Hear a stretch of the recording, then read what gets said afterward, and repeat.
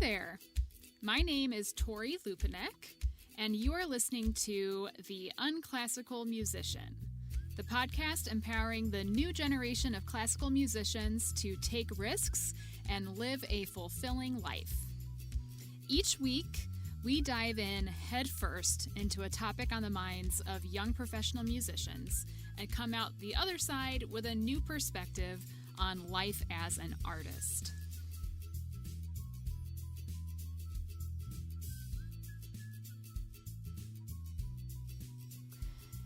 Hello, everyone. Welcome back.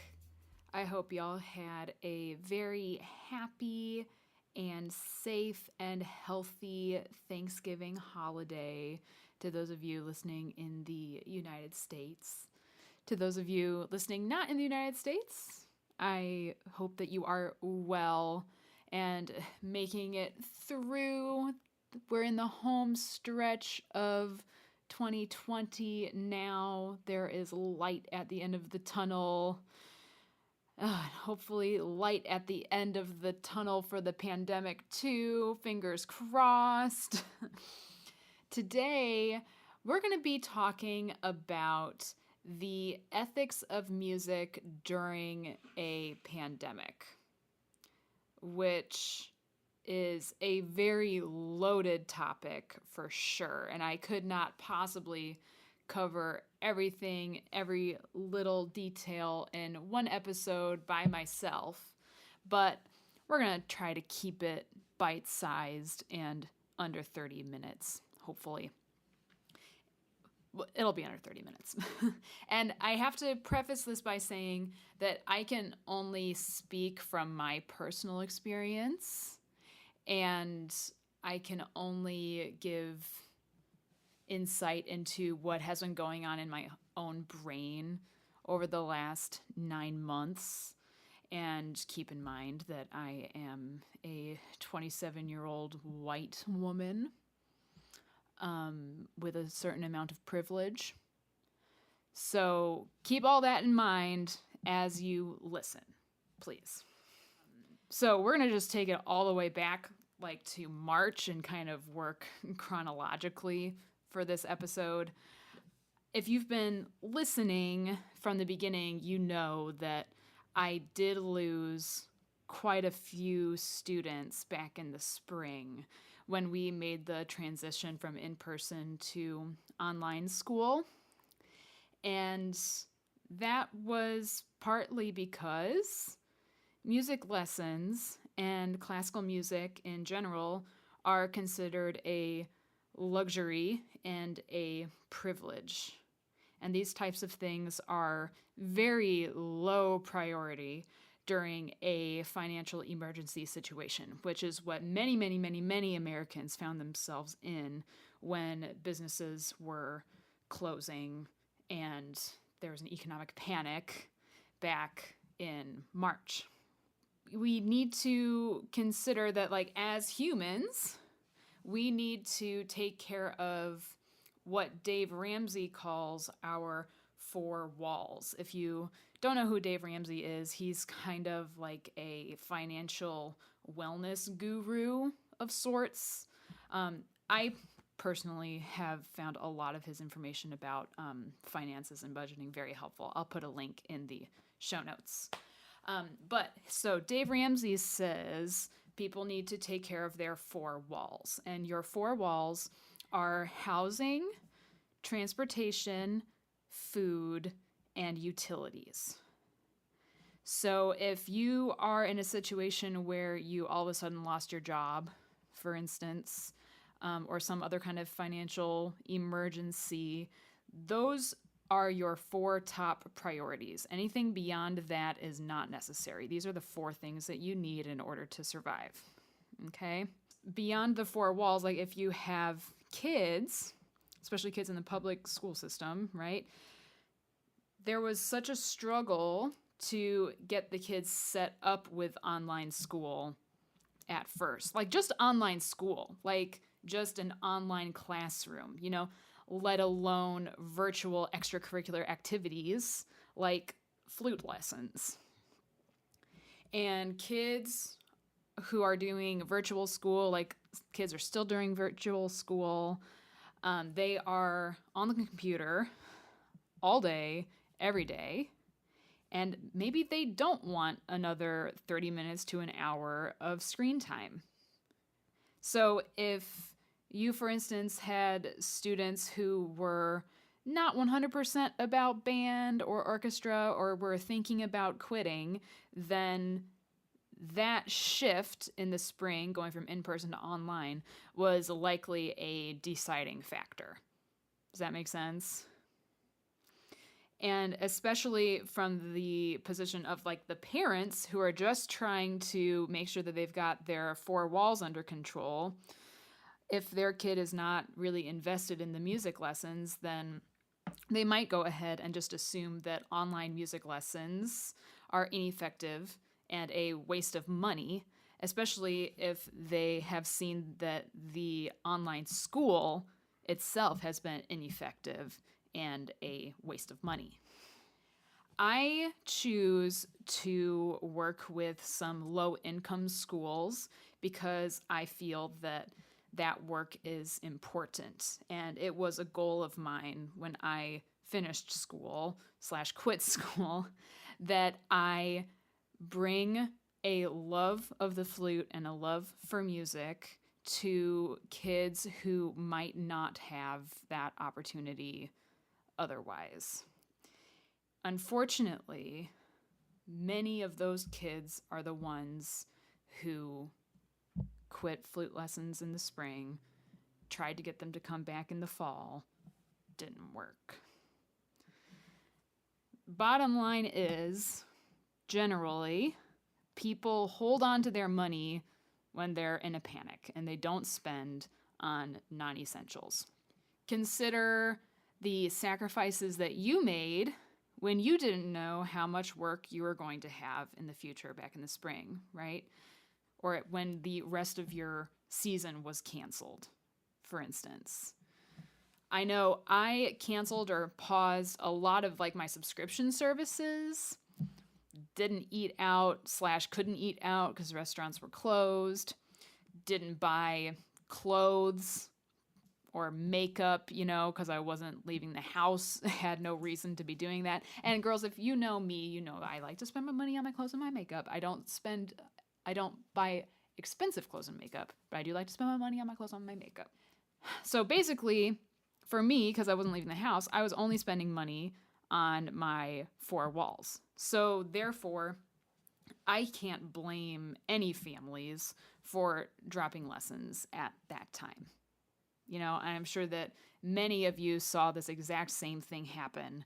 And those of you who are living in an area where cases are not leveling out, like it's the holidays, I'm just kind of functioning under the assumption that cases are probably going to be going up.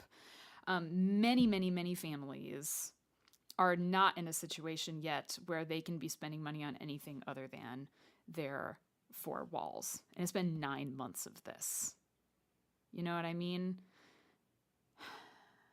I feel very lucky and very fortunate and grateful and thankful and all those Thanksgiving words that I get to sit here and talk about this into my microphone and read my outline off of my functioning laptop. You know what I mean? So after we got over that initial shock of, oh my God, everything is closed. Oh my God, pandemic. Oh my God, school is going to be online. Oh my God, all of the symphony seasons have been canceled. All of these awful things. And then people started to get pandemic fatigue and they didn't want to be cooped up inside anymore. And then George Floyd was killed. And we had the huge Black Lives Matter protests that happened over the summer. Racial tensions came to a very, very ugly head. This period called on white people and white-dominated businesses to check their privilege And that includes the white-dominated industry of classical music. I have to say, as a flutist, I really admired how the National Flute Association handled the pandemic and the Black Lives Matter movement that extended over the summer, how they were able to bring their annual flute convention online and include programming and talks that featured flutists and composers of color. And all of this replaced their in-person convention entirely online, Zoom calls all day, every day. It was really incredible. We had never seen anything like this before, right? But it connected flutists from all over the place. I really think that the NFA so far has done a good job of being inclusive and answering that call to action. Me personally, being a white woman, I was confronted with the fact that I have not played nearly enough music by non-white, non-male composers, dead or alive. You know what I mean? My whole performing career up to the pandemic has been perpetuating the white male composer, especially my aspirations of being an orchestral player, right? When symphonies go back to performing full concerts in person, will they actually commit to programming pieces by living people of color? Like, we know and we have seen, if you've been attending symphonies for the last decade, that they put contemporary music on the program, but it's usually one short little ditty, and it's usually on the first half, and then they'll move their Beethoven symphony to the second half so that people will stay for the quote-unquote good stuff, right? I do think that to a certain extent, composers are slighted by that. And of course, the symphony has to cater to the paying patrons, right? Which we know are overwhelmingly old white people. I think that, there's many, many parts of this pandemic that have been really, really bad for everyone. But I do think that to a certain extent, it has forcefully pulled the classical music industry into the 21st century. All I'm saying is that I really, really hope that if there's enough of us who believe that this is important, that all of these commitments that they're making right now will stick when everything is over. Speaking of when everything is over, and speaking of many young musicians' aspirations of becoming orchestral players, we don't know when symphonies will have the need to hire new people. And will they have money for it? And will there be auditions? So many questions, so many uncertainties. I can't possibly answer all of them here by myself today. But anyways, okay, so back to the Black Lives Matter protests, etc., and this impact on the classical music industry. For me, personally, the Houston area is a very, very, very, very diverse, racially diverse, ethnically diverse, major metropolitan area. And pretty much half of my current students are non-white. The last 2 years of my teaching, I had been showing them videos and having them listen to recordings of people who don't look like them. Emmanuel Pahoud, James Galway, etc., old white men. Yes, not saying Emmanuel Pahud is old. He's not old, but he's still a white male, right? I'm doing better with this now, but there is still more work to be done, of course. Those students, my non-white students, the ones that continue to take flute lessons over the summer and were watching the nation just get pulled apart on live TV, their 30-minute flute lesson was a little bit of an escape. The very, very, very small things that I can do or say to make them feel better, I had to tell myself that even though I knew there was more that I could be doing, that I was doing the best that I could. Again, self-compassion, right? We can't all be Superwoman all the time. Even Superwoman needs a break sometimes. Gotta remind myself that sometimes. As the United States of America was coming apart at the seams, wounds festering all over the country, artists were putting free content out into the world. This whole time, since March, since performances got canceled, since recital tours got canceled, everything, artists were looking for an outlet and were performing via Facebook Live, Instagram Live, YouTube Live, making recordings for social media, etc., to fill that void that they were missing, right? And over the summer, filling that void turned into music for healing, which was a lovely thing to see. Using social media as an artist is largely self-promotion and networking.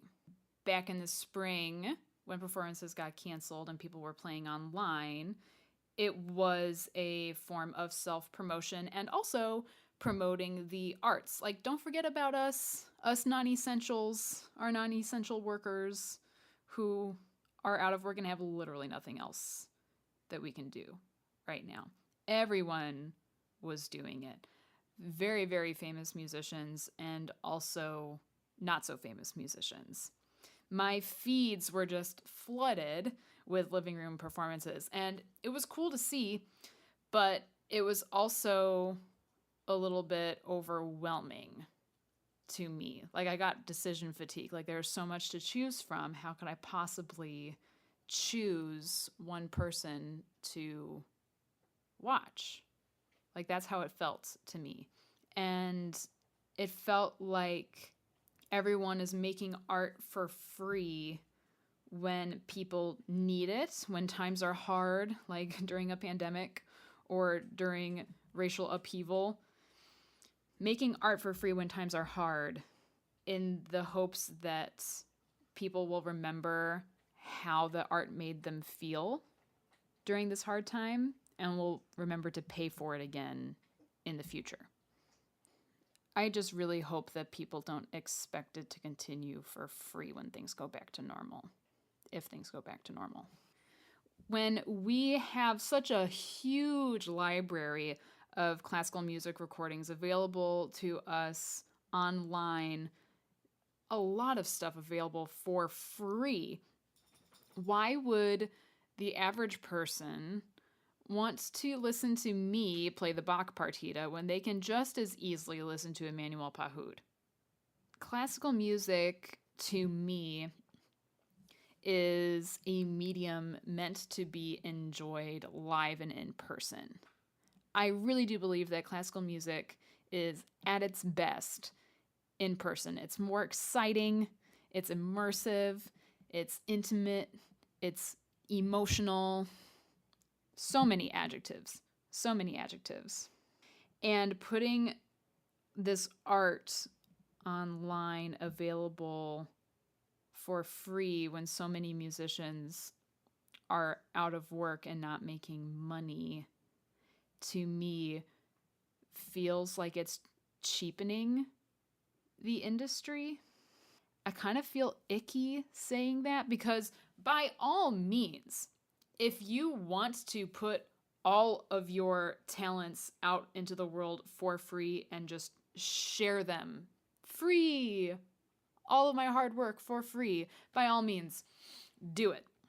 I'm just saying that there is a possibility that the classical music industry and live entertainment industry is not going to come out on the other side of this in any semblance of the strong, healthy industry that it was and took like a decade to get there before the pandemic happened.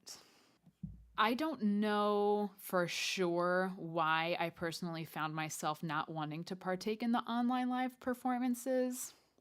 There's probably something deeper going on there, maybe just like disregard me right now. But I did not feel compelled to do it. I did not feel compelled to do a live recital from my living room. I also did not feel compelled to watch or listen to others' living room performances. I feel bad saying that because I sound non-supportive. But emotionally, I just couldn't handle it. This is why I really cherish the very few times I've been able to play with other people in person over the last few months. Every time I do get to play with someone in person, I just get so excited. I get so hopeful that we'll be able to do this again in person soon because it's such a special thing. And I know we all miss it so much. I hope that when we can gather together again for live music on a large scale, that the public hasn't forgotten the thrill of hearing 100 instrumentalists and 100 vocalists on stage at the same time. I hope that they will listen to new music intently and with a new perspective rather than just enduring it and sitting through it to get to their favorite symphony that they've heard live 20 times already. And I hope that people realize on the other side of this pandemic that music and arts and culture are not a luxury. They've been here the whole time. They're a part of the human condition, and they are worthy of spending hard-earned dollars on. Like I said, lots of heavy stuff going on here. Many, many questions. I feel a little insecure about some of my thoughts and opinions, but I know that there are other people out there who share these thoughts and opinions. And I would love to hear from you, please. I would love to hear from you. Please feel free to message me on Instagram. I'm at Tori Lupinek Flutist. Or, seriously, you can totally email me, tori@torilupinek.com. If you agree or have different perspectives on some of the stuff that I talked about today, please let me know. Because, I really haven't talked to a lot of young classical musicians lately. Especially not new people, for sure, So I would love to hear from you, please. If you feel so bold as to post your opinions on the wall over at the Unclassical Musicians Facebook group, please feel free. If you're not on there yet, ask to join and I'll approve you right away, I'm sure. But if you have another topic or maybe a subtopic of this huge topic that we talked about today, just let me know. DM me on Instagram, get on the Facebook group, email me. There's also a topic request form on my website. If you go to torilupinek.com/the unclassical musician, you will find a topic request form on there too. Next week, also heavy stuff, dealing with an injury. And again, I can only speak from my personal experience, but I have struggled very much with TMJ in the past, and we're going to talk about it. Might not be fun. but I hope that it makes people feel like they're not alone in dealing with an injury. Anyways, I so appreciate you taking 30 minutes out of your very important day to have me in your ears, whether you were driving around or doing chores around the house or going on a walk. Thank you for taking me along with you. And if you feel so inclined as to rate, review, and subscribe on Apple Podcasts, that would be great. And I will see you next week. Bye.